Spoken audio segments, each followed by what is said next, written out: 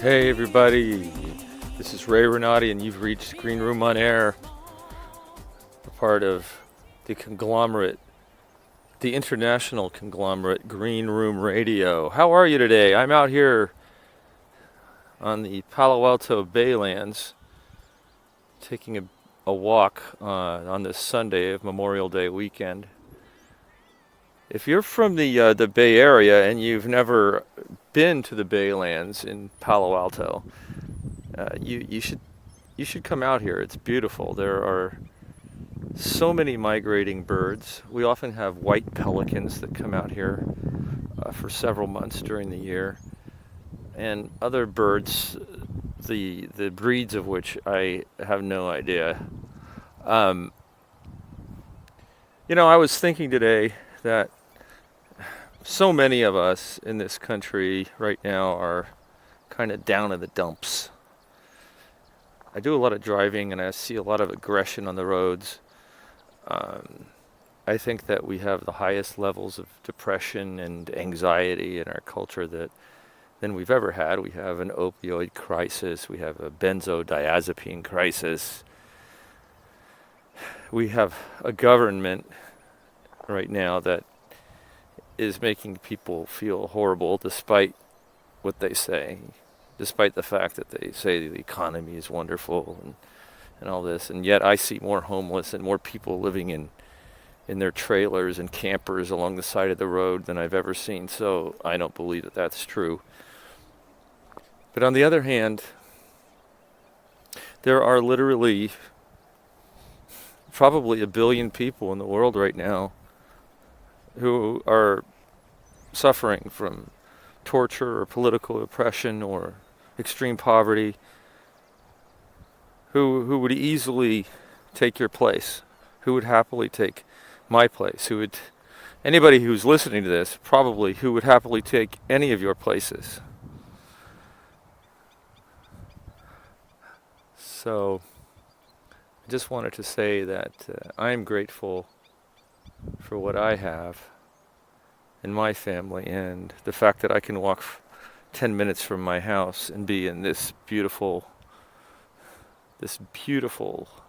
pastoral, water-filled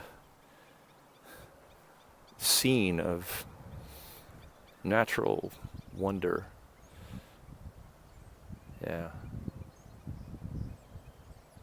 Yeah, I know this is an entertainment podcast, and usually I talk about theater or other forms of entertainment in the San Francisco Bay Area and beyond, and I haven't done that yet.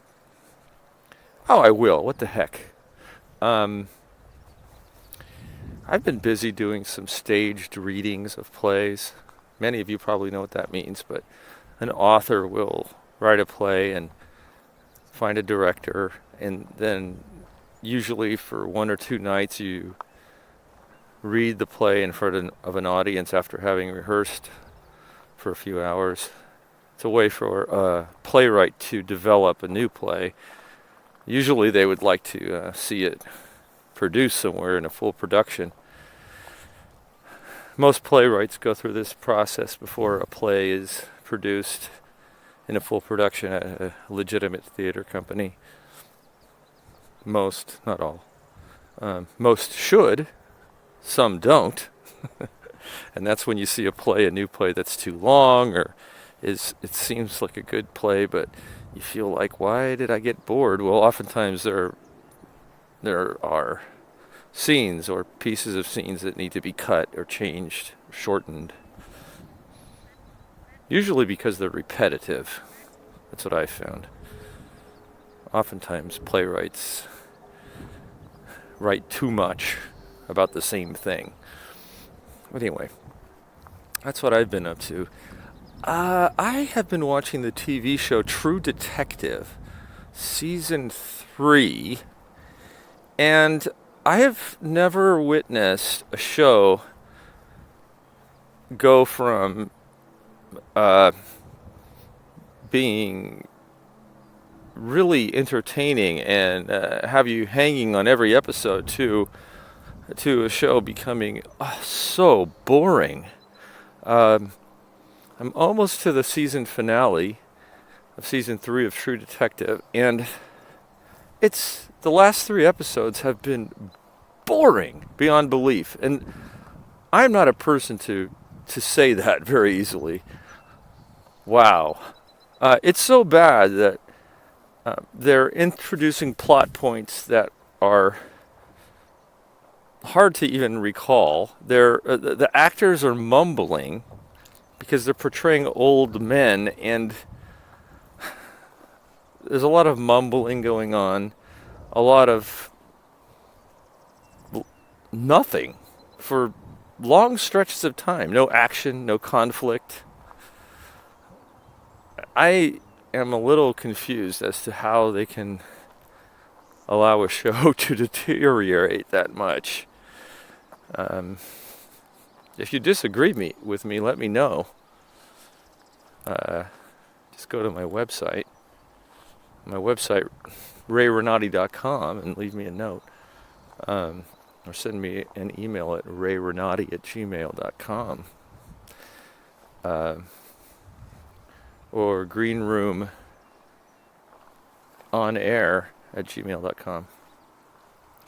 Anyway, so that's what I've been up to. The other show I've been watching a lot is Barry, which is very good, a very dark comedy that I just absolutely love.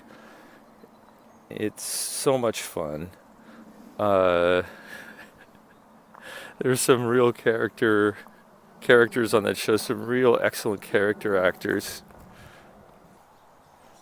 The show stars Bill Hader of Saturday Night Live fame, Stephen Rule, Sarah Goldberg, the hilarious Anthony Carrigan, and, yes, the Fonz himself, Henry Winkler.